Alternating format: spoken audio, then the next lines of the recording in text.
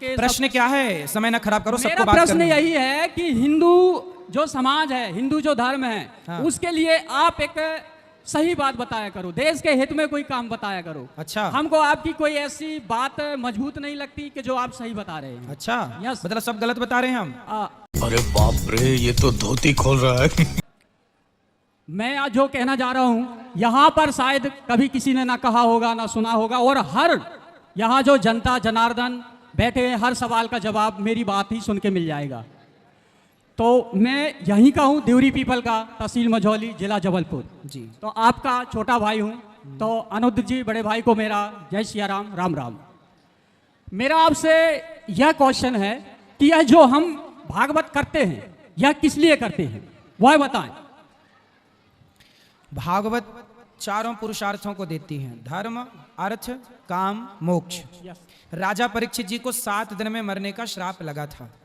तो राजा परीक्षित जी ने सुखदेव जी से कहा कि मुझे 7 दिन में मरना है, अब मेरे पास समय है कम, बताइए मेरा उद्धार कैसे होगा। सुखदेव जी ने कहा भागवत सुन लीजिए, भागवत सुनने से आपका उद्धार हो जाएगा। धुंधकारी प्रेत बन गया, धुंधकारी भटक रहा था अन्य जगह पर, तब उससे कहा गोकर्ण जी ने, सूर्य भगवान ने, कि भागवत सुन लो। तो धुंधकारी भी भागवत सुन के उतर गया। तो भागवत तारती तो है, पर भागवत सबसे बड़ा काम करती है, समाज को जोड़ करके आज सही ज्ञान भागवत के द्वारा दिया जा रहा है। युवाओं को कैसे काम करना चाहिए, देश की सेवा कैसे करनी चाहिए, माँ बाप की सेवा कैसे करनी चाहिए, रिश्तों में पति पत्नी के साथ कैसे रहना चाहिए, सत्य के साथ किस तरह जी सकते हैं, शराब ना पिएं, गांजा ना पिएं, हर बुराई पर प्रहार यहाँ बैठ के किया जा सकता है। यही भागवत सिखलाता है जी। जो आपने कहा वह एक सत्य बात है, ठीक। लेकिन भागवत का अर्थ यही होता है कि हर एक नागरिक जो है ज्ञानी बने, उसकी समस्याएं दूर हो, वह धर्म के मार्ग में चले। लेकिन ऐसा कुछ भी नहीं होता। क्यों? क्योंकि लोग जो है उसका सही पालन नहीं करते। सही है, सही है। सबसे प्रथम जैसे मैं आपको ही कह रहा हूं कि आप जो कहते हैं तो जो भागवत में लिखा है वही कहते हैं, हाँ या ना? जो लिखा है वही तो कहेंगे, उसके बाहर का कैसे कहेंगे? यस। लेकिन उदाहरण देने के लिए सब बातें करनी पड़ती हैं। देखो, जब आप भोजन करते हो तो भोजन की थाली में दाल चावल भी होता है, सब्जी रोटी भी होती है, चटनी भी होती है, अचार भी होता है, क्योंकि थाली सुंदर हो, स्वाद बने। इसी तरह से जब कोई भी कार्य, जैसे तुलसीदास जी ने रामचरितमानस लिखी, तो रामचरितमानस कैसे लिखी? अब जैसे रामचरितमानस में ये तो नहीं लिखा कि शबरी के जूठे बेर खाए, कहाँ लिखा है? ठीक नहीं लिखा। अब आप कहो कि आप तो कह रहे हो कि शबरी के जूठे बेर राम जी ने खाए, पर ये तो लिखा ही नहीं है। भाई ये रामचरितमानस में नहीं लिखा, वाल्मीकि रामायण में नहीं लिखा, पर अन्य रामायणों में लिखा है। तो भागवत जब आप सुनते हैं तो केवल भागवत नहीं सुनते, 18 पुराणों का रहस्य सुनते हैं। सर्ववेद इतिहासानाम सारम सारम समुद्र। वह सत्य है, 18 वेदों का ज्ञान सुनते हैं। 18 वेद नहीं, 18 पुराण। 18 पुराणों का ज्ञान, वेद तो 4 हैं, उसका जो है लिखा हुआ है, आप बांट दिए, सभी ने सुन लिया, ठीक है। लेकिन उसका पालन करना बहुत अनिवार्य होता है। जिससे आप ये नहीं चाहते कि जैसे अगर मैं बता रहा हूं तो कोई भी प्रश्न ना करे। यहाँ पर जितने लोग हैं अभी देख ही रहे हैं, आप भी देख रहे हैं, मेरा सवाल है, मेरा सवाल है, तो इसमें यह प्रतीत नहीं होता कि हमारे यहाँ के जो लोग हैं बोल तो दिए यहाँ आके, लेकिन उसका पालन कितना करते हैं? अगर वह ग्रंथ करते हैं, देखो यार हमारे तो ये सवाल जवाब पैदा नहीं होंगे। ये देखो बेटा, सवाल जवाब अलग विषय, आप विषय को नहीं समझे पूरा। देखो, कथा जो होती है ना, कथा के बाद भी बहुत सारी जिज्ञासाएं होती हैं, धर्म की जिज्ञासा। राजा परीक्षित ने जिज्ञासा ही तो की, काकभुसुंड जी से गरुण जी ने जिज्ञासा ही तो की। बिना जिज्ञासा के थोड़ी कथा प्रकट होती है, इसलिए जिज्ञासा जरूरी है और जिज्ञासा होना चाहिए। जिज्ञासु भक्त अच्छे होते हैं। इसलिए मेरा यहाँ जो भाव है, देखो ये सब सही रास्ते पर चल रहे हैं और सही रास्ते पर चलने की प्रेरणा भी मिल रही है, और जिज्ञासा फिर भी किसी की है तो मैं यदि उत्तर देकर के संतुष्ट कर सकता हूँ तो मैं ये सेवा कर रहा हूँ, जितना बन पड़ेगा। उसमें क्या है, आपके द्वारा जो बताया जाता है ना, वह यथार्थ सत्य नहीं होता है। तो आप सत्य बताओ। सत्य में हर एक सवाल का जो अगर इन लोग कोई भी पूछे मेरे से, वह मैं सत्य बताऊंगा। ठीक है। सर्व से प्रथम यह है कि हर मनुष्य को सबसे पहले शिक्षा ग्रहण करना चाहिए, इसलिए पारिवारिक से। इसके लिए तो स्कूल बना रहे हैं कि शिक्षा तो सबको मिले। स्कूल, जैसे आपने कहा स्कूल बना रहे जी, उससे कहीं ज्यादा अनिवार्य जो यहाँ पर स्कूल हैं, अगर वह टीचर या शिक्षक ज्यादा अच्छी बच्चों को शिक्षा देना, तो वो ज्यादा महान कार्य रहेगा। स्कूल बन रहा वो भी एक महान कार्य है। फिर इसलिए तो जो स्कूल बने हैं वहाँ अच्छे शिक्षक वही रख सकते हैं ना, जिनका वो स्कूल है। 3-4 दिन पहले उस पे हम और आप इंटरफियर नहीं कर सकते ना। नहीं तो आप यहाँ तक पहुँच गए हैं। एक मुख्य यहाँ के प्रश्न क्या है, समय ना खराब करो, सबको मेरा बात प्रश्न करना है। यही है कि हिंदू जो समाज है, हिंदू जो धर्म है, हाँ। उसके लिए आप एक सही बात बताया करो, देश के हित में कोई काम बताया करो। अच्छा। हमको आपकी कोई ऐसी बात मजबूत नहीं लगती कि जो आप सही बता रहे हैं। अच्छा, यस। मतलब सब गलत बता रहे हैं हम। मेरे को गलत का नहीं मैं कह रहा हूँ। मैं कहता हूँ कि लव जिहाद में ना फंसो, तो मैं ये गलत बोल रहा हूँ? नहीं, वो गलत नहीं है, लव जिहाद में नहीं फंसना चाहिए। आपका नाम क्या है? मेरा धनंजय सिंह। तो धनंजय जी हाँ, तो यहाँ पे मतलब हम जो बोल रहे हैं कि भाई लव जिहाद पे ना चलो, सदा भगवान का कीर्तन करो, माँ बाप की सेवा करो, तो हम ये सब गलत बोल रहे हैं? नहीं, ये गलत हम नहीं तो है। बोल रहे हैं कि माँ बाप की सेवा करो, इतनी सेवा करो कि माँ को वृद्धाश्रम ना जाना पड़े, ये सब गलत है। अब जैसे आपको कहा गया कि वृद्धाश्रम है, गौ आश्रम है, तो ये तो सब आपके पैसे का कमाल है ना भाई। आपको नेता मंत्री मिनिस्टर इतना पैसा दे रहे हैं तो उसका उपयोग कर रहे हैं, लेकिन आपसे अच्छे काम हमारे को गांव के, जैसे आप अपने बचपन की कथा बताते हैं, तो सबका बचपन ये सही है। सभी लोग पहले गरीब होते हैं, फिर धीरे धीरे अमीर रहता सभी। तो आप यह सोचो ना कि हमारे जो जितने भी समाज है बेटा, सुनो बेटा, अच्छा ये बताओ जी, लोग हमें दे रहे हैं हाँ। तो तुम खड़े होके मांग लो, तुम्हें दे दें लोग, तुम कर लो।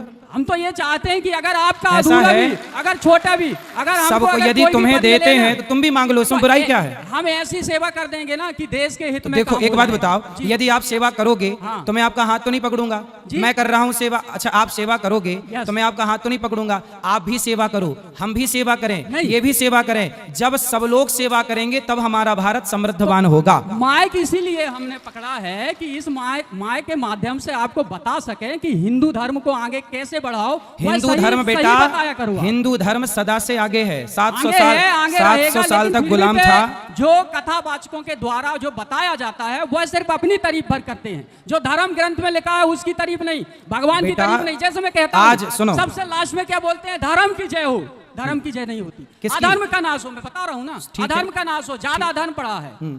प्राणियों में क्या हो, सद्भावना हो। प्राणियों, अगर मैं भी प्राणी हूं तो आप भी प्राणी हो, सब एक ही है। ठीक है भगवान नहीं भाई, शिक्षा आपने ली, आप वहां तक तो धर्म की जय हो। पहले ये बताओ, धर्म की जय हो ये बोलना चाहिए कि नहीं बोलना चाहिए? बोलना चाहिए, यथार्थ सत्य है। फिर क्या लेकिन दिक्कत है? आपके आरती के बाद तो धर्म की जय और ये सब बोलते नहीं। कथा एक रामायण जो हमारे इधर होती है वो सब बोलते हैं बेटा, तुम्हारे कान नहीं सुन पाते तो हम क्या करें? अखंड होती है रामायण, लेकिन भागवत के बीच में फिर तारीफ शुरू हो जाती है। चलो तुम्हारी समझ के परे है, अभी तुम्हारी समझ में नहीं आएगा ये सब चीजें। अभी मजा आएगा ना भिड़ो।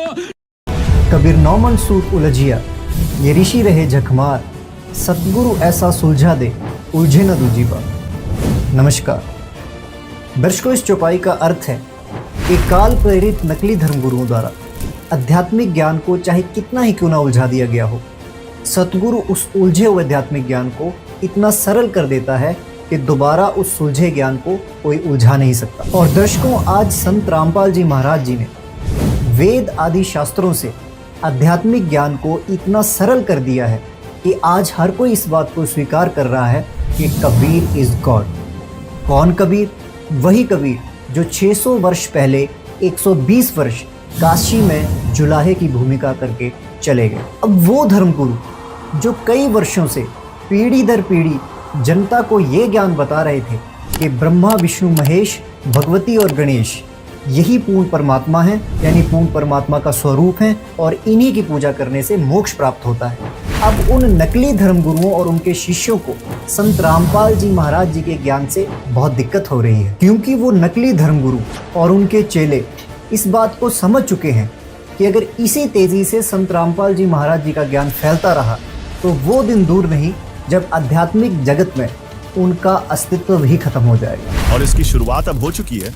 आइए अब संत रामपाल जी महाराज की एक वीडियो देखते हैं जिसमें इससे भी बड़ा खुलासा किया है। भाई मोती मुक्ता दर्शत नाही, ये जग है सब अंदरे, दिखत के तो नैन चसम इनका फेरा मोतिया बंदरे, दिखत के तो नैन चसम इनका फेरा मोतिया बंदरे। के दिखे थे विद्वान, संस्कृत भाषा खूब बोलते थे, चारों वेदों को चतुर्वेदी कहलाते थे, घोट लेते थे, और कहते ये दिखत के तो नैन चश्मिन का फेरा मोतिया बंदरे। ये दिखे विद्वान महर्षि मंडलेश्वर सारे वेदों को कंठस्थ कर रखा, ये तो ऐसे हैं जैसे किसी का मोतियाबिंद हो जाता है तो उसकी आंखें स्वच्छ दिखाई देती हैं और उसने दिखता कती नहीं। तो ये निपट अंधे थे, इनको ज्ञान नहीं था भक्ति, अज्ञान रूपी मोतियाबिंद इनके हुआ था। दास कोई भिखारी नहीं था, परमात्मा का दिया हुआ 2 रोटी भी थी। जूनियर इंजीनियर की नौकरी करता था, सेठ नहीं था तो भूखा भी नहीं रहता था। लेकिन मालिक का आदेश हुआ और परमात्मा का आदेश सिरोधार्य हुआ। इसके बाद इस कार्य का प्रारंभ मालिक ने करवाया, दास कर रहा है। तो यहाँ ऐसा कुछ नहीं है। यदि यहाँ आओगे सारी बुराई छोड़नी पड़ेगी, नहीं तो यहाँ आने की कोई आवश्यकता नहीं। पुण्यात्मा जीव से नहीं छूटेगी बुराई, परमात्मा आपका साथ देगा, अवश्य देगा। आप देखना, आपको बीड़ी से तंबाकू से दूसरा पीवेगा तो भी नफरत हो जाएगी, आपको इतनी कृपा हो जाएगी परमात्मा की। आपको नुकसान करने लग जाएगा फिर वो तंबाकू, आप छुओ भी नहीं। अब प्रसंग चल रहा है कि प्रेम की पवन करे चितमंदन धल के तेज नयारे। अब प्रेम की पवन जब परमात्मा के सही आपके ऊपर रगड़े लगेंगे ज्ञान के, अब प्रेम की पवन के फिर दान करोगे, फिर अंतःकरण साफ हो जाएगा, आप में प्यार जागृत होगा। जो साधना आप अन्य कर रहे थे उनसे प्यार जागृत नहीं होता, बल्कि द्वेष हो रहा है। जितने भी संत हैं आपस में यूं, आप किसी तो कर ले, कितने मंडलेश्वर कदे आपने इकट्ठे बैठे देखे होते। ये जिनके चैनल चले हैं, चैनल टीवी चैनलों पर ये रोज दुनिया ने प्रचार करते हैं, ये इकट्ठे होंगे लड़े, क्योंकि सारे के मार्ग न्यारे न्यारे। कोई कुछ कह रहा है, कोई कुछ बता रहा है, कोई कुछ कह रहा है, वो उसकी निंदा कर रहा है, उसकी वो सचमुच निंदा कर रहे हैं और दास केवल यथार्थ बता रहा है। तो साधु संतता इकट्ठे होने चाहिए। अगर वो संत है, एक दूसरे से विरोध नहीं होना चाहिए उनको, और सब ने मिलकर, मान लीजिए दास जो ज्ञान बता रहा है और किसी को इस पर आपत्ति है, वैसे तो आपत्ति दास छोड़ता है को नहीं, क्योंकि साथ लालटेन दिखा देता है ये टॉर्च कि आप ये बोल रहे हो श्रीमान जी, आपकी ये पुस्तक है, आपने लिखा है और हमारे वेद ये बता रहे, तो उसकी जुबान पर टेप लग जाती है, वो बोल सकता नहीं, हिल सकता नहीं। फिर वो बकवाद करता है, वो तो गुड्डा है, झूठा है, उसकी बातें मत सुनना है, वो तो निंदा करता है। और क्या बोलेगा? फिर यही बोलेगा, अरे एक बात तो बता दो, तेरी निंदा करी हो, तुझे गुंडा कहा हो, तू चोर कहा हो या ठग कहा हो, तेरे ज्ञान मत रोटी ढूंढी है, वो वेदों से कंपेयर की है, सदग्रंथों से कंपेयर, इतना किया दास ने। अब श्रीमद् भगवत गीता चारों वेदों का निष्कर्ष है और कलयुग के अंदर इसको समझने, चारों वेदों को समझने का एक आसान तरीका बनाया गया। इसमें गीता अध्याय नंबर 8 के श्लोक नंबर 13 में गीता ज्ञान दाता कहता है, ओम इति एकाक्षरम ब्रह्म व्यवहारन मामनुसमरण ये परियाति तजन देहम सयाति परमाम गतिम। मुझ ब्रह्म का एक ओम मंत्र है और कुछ नहीं, इति बस, और इसका अंतिम श्वास तक सिमरण कर, उच्चारण करके सिमरण करता हुआ जो शरीर छोड़कर जाता है, वो ओम से मिलने वाली परम गति को प्राप्त होता है। ओम से क्या प्राप्ति होती है? ये दुर्गा जी ने देवी पुराण में बता ही दिया कि ब्रह्मलोक प्राप्ति होती है और ब्रह्म का ये जाप है। और ये गीता ज्ञानदाता खुद कहता, श्री कृष्ण जी में प्रवेश करके ये बोल रहा है, जो ब्रह्मा विष्णु महेश के पिताजी हैं। इसने प्रतिज्ञा कर रखी है कि मैं कभी किसी के समक्ष अपने वास्तविक रूप में नहीं आऊंगा। गीता अध्याय नंबर 7 के श्लोक नंबर 24 और 25 में यह स्पष्ट भी करता है कि मैं अपनी योग माया से छुपा रहता हूं। यदि श्री कृष्ण ये भाषा बोलते तो श्री कृष्ण तो सामने खड़े थे, वो छुपे कहां किसी से। यदि श्री कृष्ण गीता जी का ज्ञान दे रहे होते तो ये शब्द नहीं बोलते।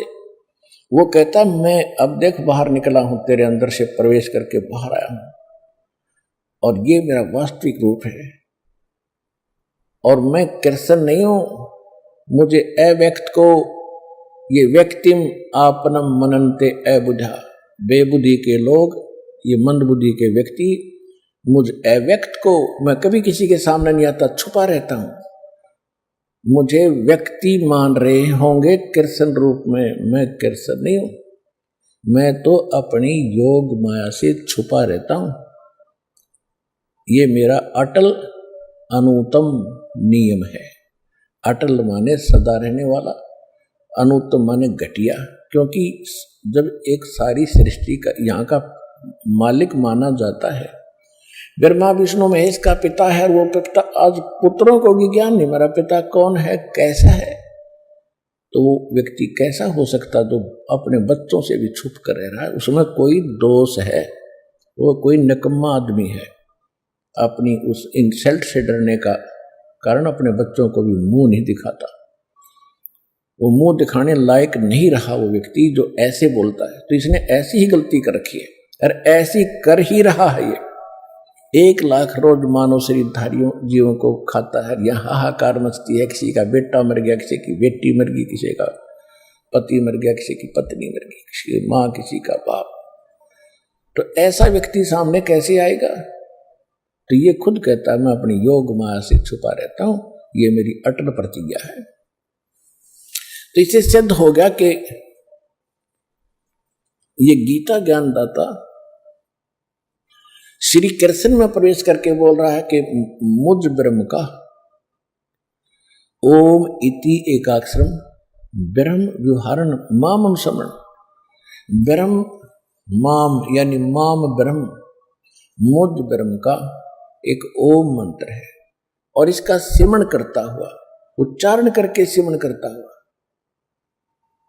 और जो शरीर छोड़कर जाता है अंतिम सांस तक इसका सिमरण करता, तो ब्रह्म इस ओम से मिलने वाली जो ब्रह्म गति है उसको प्राप्त होता है। ओम से कौन सी गति प्राप्त होती है आपको बता ही दिया, ब्रह्मलोक प्राप्त होती है। अगर आप ये वीडियो YouTube पर देख रहे हैं तो हमारे चैनल को सब्सक्राइब करें और बेल आइकन को दबाना ना भूलें। अगर आप Facebook पर ये वीडियो देख रहे हैं तो हमारे पेज को लाइक करें।